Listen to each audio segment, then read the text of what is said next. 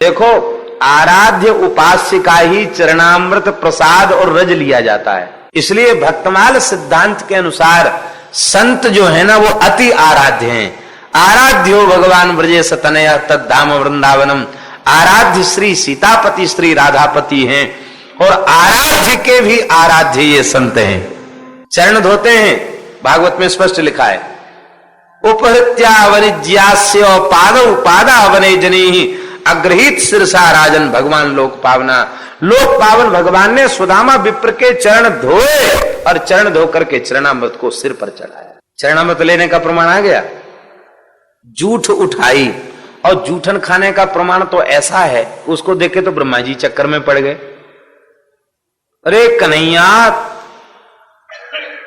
हमारी सौगंध है, तू पी को तो देख, मेरी मैया ने कितनी जोर की धुंगारी छाछ बनाई। तो 2-4 घूंट पीने के बाद हमारे यहां ब्रज के एक संत थे, पूज्य श्री मथुरा दास जी भक्तमाली जी, वो कहते थे कि और तो सब जूठा खाते खाते ब्रह्मा जी घबराई गए देखते देखते कि ठाकुर सबकी जूठन खा रहा है। एक विचित्र लीला देख के तो सर्वथा उनकी बुद्धि भ्रमित हो गई। ये भगवान नहीं हो सकता। क्या? एक ग्वारिया ने छाछ पी, राय तो बढ़िया बनाए के लाओ, बढ़िया राय तो, वो कमोरी लेके राय तो पी गयो स्वाद में। उसे ये ध्यान बाद में आया कि हमको कन्हैया को पिवाना चाहिए, तो बाकी तो सब पी गया था। 2-4 घूंट उसके मुहड़े में भरा था। अब पी जाए तो फिर ठाकुर के काम का कैसे रह जाएगा, करके बोलने लग गया। ठाकुर जी उसके मनोभाव को समझ गए, उस इशारा किया, किया तो ठाकुर जी गए, उसके गले से लगे, उसके मुंह में मुंह बढ़ा दिया। अब उसने अपने मुंह का रायता भगवान के मुंह में सप्लाई कर दिया। अरे ब्रह्मा जी बोले, ऐसा तो कोई बालक भी नहीं करता, मोड़े की छाछ सप्लाई कर दे। लगता ये भगवान नहीं है। तो भक्तों की जूठन खाने की इससे बड़ी लीला और क्या होगी ब्रज लीला में। ऐसा बाबा श्री मथुरा दास जी महाराज कहा करते थे। जूठन खाते देख करके तो ब्रह्मा जी को मोह हुआ। तो भगवान की भक्ति समस्त उपासनाओं में, आराधनाओं में भगवान श्री हरि की आराधना श्रेष्ठ है। और भगवान श्री हरि की आराधना उपासना में हरिदासों की आराधना उपासना उससे भी श्रेष्ठ है। भक्तों की आराधना उपासना श्रेष्ठ है। अंतर्यामी गर्भगत संत सुंदरी माही, तुलसी पूजे संत के दो पूजे जाए। किसी गर्भिणी के गर्भगत बालक को आप हृष्ट पुष्ट संतुष्ट करना चाहें तो क्या उपाय है? गर्भिणी नारी को उत्तम पौष्टिक आहार दिया जाए, उसका गर्भगत बालक अपने आप पुष्ट हो जाएगा।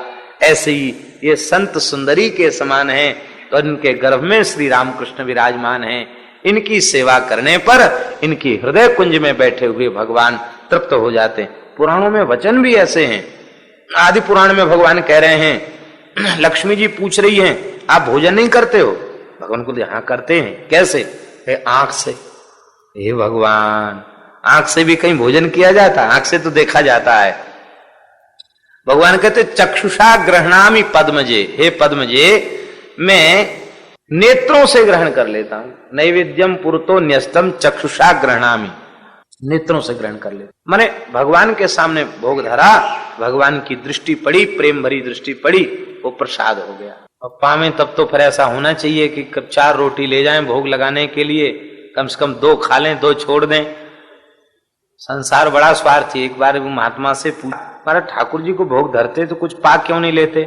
कहते ठाकुर जी को भी डर है, कहीं हम खाने लग गए तो लोग भोग लगाना और बंद कर देंगे।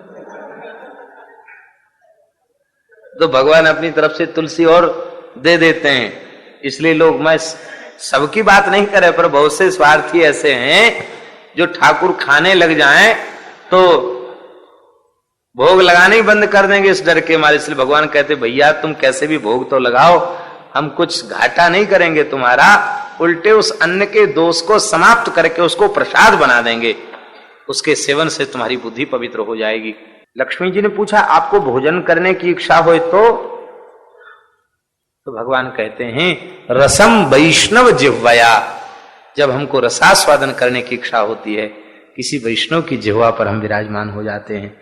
आज जो वैष्णव पाता है बस मैं ही पाता हूं उसके माध्यम। इसलिए संत सेवा साक्षात भगवत सेवा है, भगवान की सेवा है, भगवान की सेवा से अलग सेवा नहीं।